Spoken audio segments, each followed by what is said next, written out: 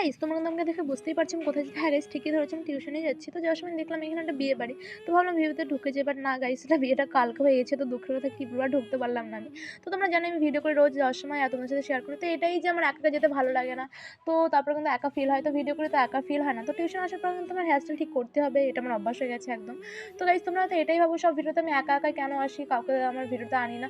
তো রিজন এটাই যে আমার ভিডিওতে নিজে থেকে আসতে চাই আমি তাকেই নিয়ে আসি, বাট যে আসতে চায় না তাকে আমি নিয়ে আসি না। তো গাইস তারপর কিন্তু বাড়ি আসলাম। তো বাড়ি আসার পর কিন্তু একটু গেলাম আমি দোকানে। তো যাওয়ার পর কিন্তু আমি একটু জেরক্স করলাম কিছু, দরকার ছিল। তো গাইস তোমাদেরকে আমি এটাই বলব যে লাইফে যত কম ফ্রেন্ডস থাকবে ততটাই ভালো। কারণ আমিও কিন্তু আগে সবার সাথে কথা বলতাম, বাট এখন আর কারোর সাথে কথা বলি না বেশি। যদি দরকার থাকে তাহলেই কথা বলি, না হলে না। কারণ একা থাকতেই বেশি ভালো লাগে। তো গাইস একা থাকার যে মানে আলাদাই যে ভালো লাগাটা না কি বলবো, সত্যি অনেক ভালো লাগে। একা থাকা শিখে যাও, বাট দেখবে লাইফে কোনো প্রবলেমই থাকবে না। তো যতটা পারবে একা থাকবে। তো আমি কিন্তু একাই থাকি। তো গাইস ভিডিওটা ভালো লাগলে লাইক করে দিও। বাই। আর আমার চ্যানেলটা গাইস তোমরা তাড়াতাড়ি